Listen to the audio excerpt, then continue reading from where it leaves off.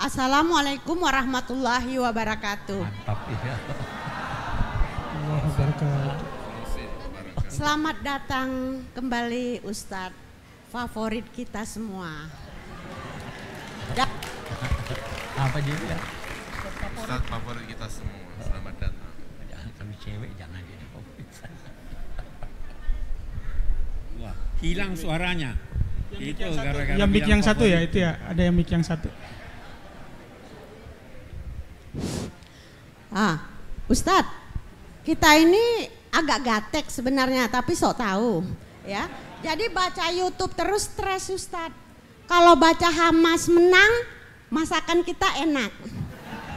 Kalau Israel yang menang, stres saya, masakan pun jadi nggak enak. Nah, ini yang paling yang paling menyedihkan rumah sakit Indonesia itu Ustadz. Saya udah baca itu asal usulnya dari Menteri Kesehatan kita yang perempuan ya. Nah sekarang kondisinya gimana? Kita nggak dapat itu informasi dari YouTube itu. Penasaran ini masih ada apa udah hancur sehancur-hancurnya? Karena kan kata Israel kalau hendak menghancurkan tikus sarangnya yang dikejar. Sarang tikusnya jadi habis lah itu semua Hamas barangkali gitu loh. Jadi kita itu karena gatek jadi berita sosial media ini bikin kepala pusing Ustadz. Kemudian ada lagi yang membuat saya itu bersyukur ya bahwa Yahudi itu nggak masuk ke Indonesia agamanya.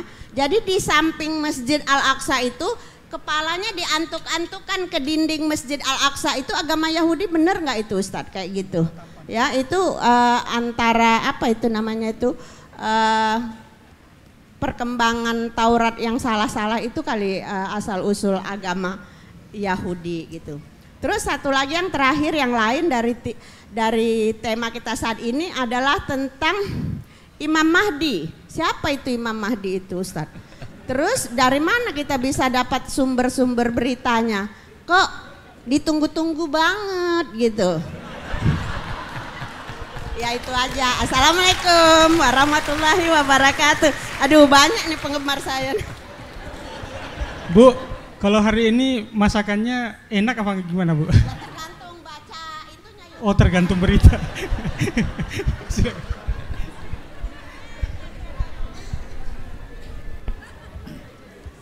Iya, iya. Apa tadi kata apa tahu? Tentang tembok ratapan. Hah? Tembok ratapan itu apa benar prakteknya seperti itu? Begini, bagus. Kita yang pertama dulu. Orang-orang Israel Zionis itu ingin memantapkan keberadaannya di Palestina dengan antara lain menggunakan dalih-dalih keagamaan. Salah satu di antaranya, misalnya mereka berkata kuil Sulaiman itu berada di bawah Masjidil Aqsa. Tapi ini tidak benar. Mereka sudah tahunan berusaha mencari, menggali apa yang mereka anggap sebagai kuil Sulaiman itu, tetapi tidak ditemukan. Ini membuktikan bahwa sebenarnya itu tidak ada. Mereka juga seringkali berkata bahwa sebenarnya orang Israel itu, orang Yahudi itu sudah memasuki, sudah tinggal di Palestina jauh sebelum orang-orang Arab. Jadi sebenarnya memang ini negeri kita. Itu orang Israel berkata begitu. Itu juga tidak benar. Karena data-data sejarah menunjukkan bahwa orang pertama yang masuk ke wilayah yang disebut sekarang Palestina itu orang Kan'aniyun. Orang Kan'an itu ada yang berkata, beda-beda pendapat dari mana asal usulnya. Ada yang berkata asalnya dari Jazirah Arabia. Ada yang berkata asalnya dari Teluk Arab, Teluk Persia. Jadi bukan orang Palestina. Lebih dahulu orang-orang Arab. Ya. Jadi begitu. Memang mereka selalu mencari itu tadi. Dia katakan Tuhan sudah memberi janji bahwa ini untuk anak cucu Israel. Padahal yang saya cari tadi, saya katakan saya cari itu Nabi Ibrahim, anak cucu Ibrahim. Jadi mereka menggunakan segala cara, kalau perlu memanipulasi sejarah untuk membuktikan bahwa memang mereka berhak untuk itu. Kita berkata begini, anggaplah bahwa yang pertama masuk ke Palestina itu orang Yahudi. Tapi apakah itu berarti dia berhak mengusir orang-orang penduduk di sana?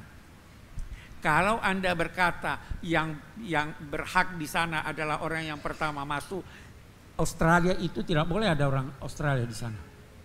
Di Amerika itu sebelum orang Amerika datang ada orang-orang lain. Apa itu yang berhak tinggal di sana?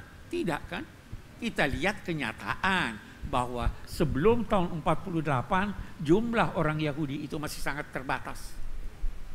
Nah, dan kita mau bahwa marilah kita damai dua negara. Itu kan yang dianjurkan sekarang.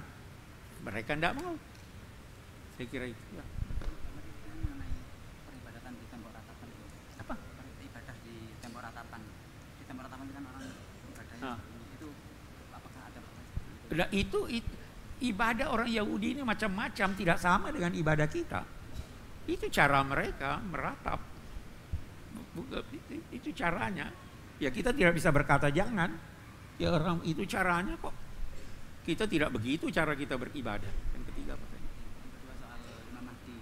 Imam Mahdi kita tunggu bersama aja, Bu. Tapi saya harap saya tidak menemukan Imam Mahdi. Sebab itu kalau datang sudah hampir kiamat itu. Saya masih ingin hidup normal lah sekarang ini, berjuang untuk kebaikan. Oke. Baik. Satu lagi ya. Ini sudah waktunya. Ya, silakan. Terima kasih atas waktunya. Nama saya Daniel Ahmad dari STL Anwar 3. Bani Israel atau Yahudi itu banyak dari golongan tersebut diutus para rasul. Padahal saya juga masih ingat apa yang disampaikan oleh Pak Kores bahwa bangsa Yahudi itu bangsa yang nakal. Tapi sampai hari ini bangsanya belum dihancurkan oleh Allah. Sementara bangsa-bangsa seperti bangsanya Nabi Lut ataupun Nabi Soleh itu sudah dihancurkan. Ini bagaimana menurut Bapak Kores Shihab? Banyak kaum-kaum yang durhaka itu sudah dibinasakan. Tapi Bani Israel ini dengan semua kedurhakaannya juga belum dihancurkan sampai hari ini. Tunggu waktunya.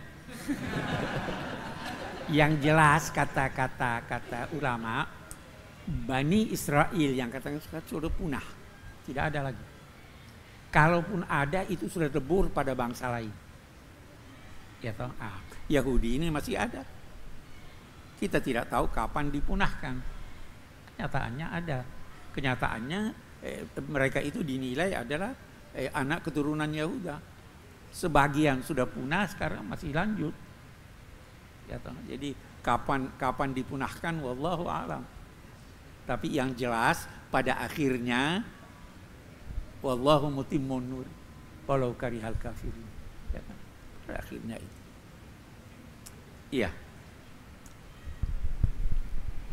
Baik, terima kasih Pak Kores Shihab dan segenap yang hadirin hadirat yang ada di sini. Saya sebenarnya tidak bisa menyimpulkan ya, banyak poin yang kita terima. Yang jelas uraian Al-Quran tentang Yahudi tidak akan selesai kalau hanya satu kali pertemuan. Karena berulang-ulangnya dikisahkan, diceritakan dalam Al-Quran. Kemudian terkait dengan tragedi di sana Israel Palestina, kita berpihak pada kemanusiaan. Apapun yang melanggar dengan nilai-nilai kemanusiaan pasti tidak kita setujui. Karena memang agama kita Islam sejalan dengan nilai-nilai kemanusiaan kita.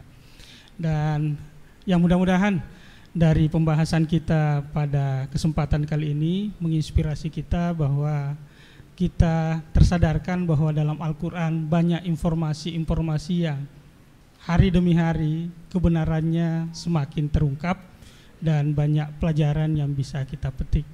Mudah-mudahan relasi sosial kita juga semakin baik satu sama lain, dan kami informasikan bahwa kegiatan halaqah tafsir ini adalah kegiatan mingguan di jam yang sama di hari Rabu. Silahkan Bapak dan Ibu sekalian hadir di sini atau mengikutinya juga via streaming YouTube maupun Facebook Bait Al-Quran. Ya, silahkan diikuti. Kalau mau bergabung di sini juga silahkan hadir. Dan ini ada teman-teman kita santri pasca tahfidz Bait Al-Quran ya, yang menggawangi di sini. Insya Allah pesantren pasca tahfidz ini juga terus melakukan kegiatan-kegiatan, dan insya Allah bulan depan kita juga akan rekrut lagi ya untuk angkatan berikutnya, angkatan 32, sekarang ini 31. Jadi pesantren pasca tahfidz Bait Al-Quran ini sejak 2009 itu alumni kita sudah sekitar 1000-an ya, yang tersebar di mana-mana, ada yang melanjutkan studinya dan ada yang berkiprah di tengah masyarakat. Baik, sekali lagi kami ucapkan terima kasih semuanya. Ini ada rombongan PPL dari Sekolah Tinggi Agama Islam Sarang ya, dan para asatidnya yang kami tidak sebutkan satu persatu. Ini ada Gus Ghafur. Rombongan PPL juga dari Prodi Ilmu Al-Quran dan Tafsir Unida Gontor ya. Ini ada tadi Ustadz Fadli ya, di Rahman ya, sebagai pimpinannya. Terima kasih atas kehadirannya segenap jamaah halaqah tafsir, segenap asatid, segenap mahasiswa, santri yang hadir di tempat ini. Mudah-mudahan kita semua dianugerahi kesehatan, usia yang berberkah, dan insya Allah keluarga kita juga diliputi keluarga yang sakinah.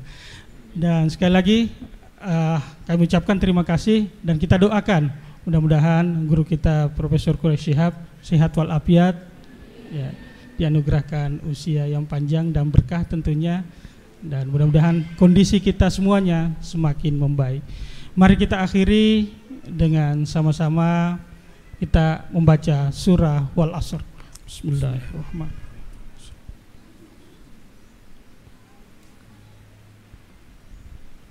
Lebih dan kurangnya mohon dimaafkan. Wa ma taufiqi illa billah, alaihi tawakkaltu ilaihi unib. Wassalamualaikum warahmatullahi wabarakatuh.